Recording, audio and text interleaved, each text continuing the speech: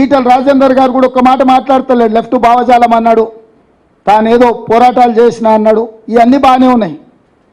ఈరోజు జరుగుతున్న దాడి మీద, రాజ్యాంగాన్ని మార్చే విధానం మీద ఎందుకు కిషన్ రెడ్డి గారు, ఈటల రాజేందర్ గారు, బండి సంజయ్ గారు మాట్లాడడం లేదు అంటే వాళ్ళకి తెలుసు స్పష్టంగా వాళ్ళ పార్టీ యొక్క విధానం.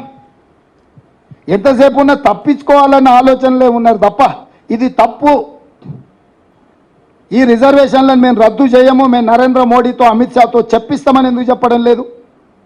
నిన్నటికి నిన్న సిద్దిపేటకు అమిత్ షా గారు వచ్చారు, ఎందుకు ఒక్క మాట అయినా మాట్లాడిండా? వారు రాకంటే ముందు నుంచే మేము స్పష్టమైన ఆరోపణ చేస్తున్నాం. ఒక రాష్ట్ర ముఖ్యమంత్రిగా, పార్టీ అధ్యక్షుడిగా స్పష్టమైన నిర్దిష్టమైన ఆరోపణ బీజేపీ మీద నేను చేస్తున్నా. ఈ రాష్ట్రానికి వచ్చే ఏ బీజేపీ నాయకుడైనా మొట్టమొదట ఉన్న రిజర్వేషన్లను రద్దు చేయము, జనాభా లెక్కించి బీసీ ఓబీసీ రిజర్వేషన్లు పెంచుతామని ఎందుకు బీజేపీ చెప్పడం లేదు? సరే, వీళ్ళొక రకం. చంద్రశేఖరరావు ఈ విషయాన్నే మాట్లాడతలేడు. ఆయన ప్రపంచంలో అన్నీ మాట్లాడుతున్నాడు. అమలాపురం నుంచి అమెరికా వరకు మాట్లాడుతున్నాడు, చంద్రమండలం నుంచి చింతమడక వరకు మాట్లాడుతున్నాడు.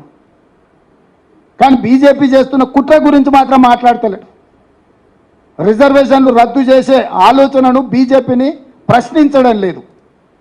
గతంలోనే చంద్రశేఖరరావు గారు రాజ్యాంగాన్ని మొత్తం రద్దు చేసి కొత్తది రాసుకోవాలన్నాడు. ఎవరి ఆలోచన ఇది? రాజ్యాంగాన్ని రద్దు చేసి కొత్తది రాసుకునేది ఆర్ఎస్ఎస్ విధానమే కదా.